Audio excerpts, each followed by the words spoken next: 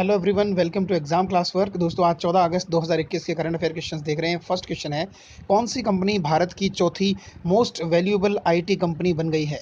सही जवाब है यहाँ पर हिंदुस्तान कंप्यूटर लिमिटेड यानी कि एचसीएल कंपनी बन गई है भारत की चौथी मोस्ट वैल्यूएबल कंपनी आईटी के फील्ड में। ठीक है, चलिए अगला प्रश्न देखते हैं। अगला प्रश्न है, आरबीआई के द्वारा डिजिटल फ्रॉड को रोकने के लिए और उसके लिए लोगों में जागरूकता पैदा करने के लिए किसे नियुक्त किया गया है? सही जवाब है नीरज चोपड़ा। देखिए, नीरज चोपड़ा ने हाल ही में गोल्ड मेडल जीता है यहाँ पे जॉवलिन थ्रो में, और उन्हें एक जागरूकता अभियान के तहत यहाँ पर एक ब्रांड एम्बेसडर के तौर पर आरबीआई ने चुना है, और वो जागरूकता फैलाएंगे लोगों को डिजिटल फ्रॉड से बचने के लिए। ठीक है, चलिए अगला प्रश्न देखते हैं। प्रश्न संख्या 3। प्रश्न संख्या 3 में पूछा गया है, इंटरनेट के डेटा उपयोग के मामले में भारत कौन से स्थान पर आ गया है?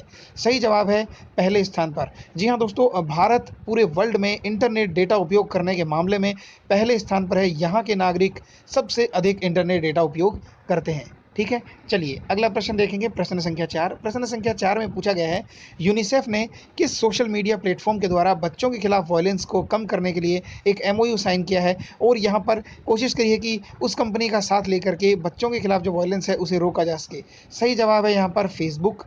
फेसबुक ने यूनिसेफ से कॉन्ट्रैक्ट यहाँ पर साइन किया है कि वो लोग अब काम करेंगे एक चिल्ड्रन का जो वायलेंस है उस चीज़ को ख़त्म करने के क्षेत्र में। चलिए अगला प्रश्न देखेंगे। प्रश्न संख्या 5। प्रश्न संख्या 5 में पूछा गया है, ग्लोबल यूथ डेवलपमेंट इंडेक्स में भारत का कौन सा स्थान है? सही जवाब है 122वां स्थान। यूथ डेवलपमेंट के मामले में भारत का स्थान 122वां, पूरे अगर वर्ल्ड के लेवल पे हम बात करें तो 122वें स्थान पर इंडिया काबिज है। ठीक है, चलिए अगला प्रश्न देखेंगे। प्रश्न संख्या 6। प्रश्न संख्या 6 है, एटीएम में समय पर पैसा रिफिल ना करने पर बैंकों पर जुर्माना कब से शुरू होगा? सही जवाब है दोस्तों 1 अक्टूबर 2021 से। अगर एटीएम में कैश का रिप्लेनिशमेंट सही से पुनर्भराव नहीं किया जाएगा तो ऐसे समय में जो कस्टमर्स को परेशानी होती है, उस परेशानी से निजात पाने के लिए बैंकों के ऊपर यहाँ पर आरबीआई के द्वारा जुर्माना लगाया जाएगा। ठीक है, ये 1 अक्टूबर से शुरू होगा। उसके बाद में जो भी बैंक इसमें ढील बरतेगा उस पर जुर्माना लगेगा। चलिए अगला प्रश्न देखेंगे। प्रश्न संख्या 7। देखिए, प्रश्न संख्या 7 में पूछा गया है, डिजिटल प्रयास किसने शुरू किया है? तो डिजिटल प्रयास एक ऑनलाइन पोर्टल है जिसे सिडबी ने शुरू किया है।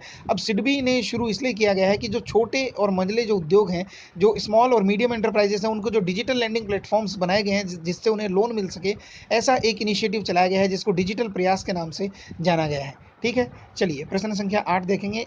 प्रश्न संख्या 8 है, मैदान अल मोहेड अल नेवी सैन्य अभ्यास किन दो देशों के बीच में हो रहा है? सही जवाब है यहाँ पर भारत और सऊदी अरब। इन दोनों देशों के बीच में यहाँ पर एक सैन्य अभ्यास चल रहा है जो इंडियन नेवी और सऊदी अरब की नेवी के बीच में चल रहा है। चलिए अगला प्रश्न देखते हैं। अगला प्रश्न है प्रश्न संख्या 9, वन धन पुरस्कार 2021 में सर्वाधिक पुरस्कार किस राज्य को मिले हैं? सही जवाब है यहाँ पर नागालैंड को। नागालैंड को 7 कैटेगरीज के अंदर वन धन पुरस्कार में सर्वोच्च पुरस्कार यहाँ पर मिले हैं। चलिए अगला प्रश्न देखेंगे। प्रश्न संख्या 10 और आज का अंतिम प्रश्न है, मरबर्ग वायरस का पहला केस कहाँ मिला है? सही जवाब है यहाँ पर वेस्ट अफ्रीका के गुइनिया नामक जगह पर यहाँ पर मरबर्ग वायरस का पहला यहाँ पर केस मिला है। ये वायरस कॉन्टाजिनियस बीमारी है, इसकी वजह से बीमारी ये संक्रामक रोग है और काफ़ी जानलेवा भी है। तो ये जो वायरस है ये मिला है वेस्ट अफ्रीका के अंदर।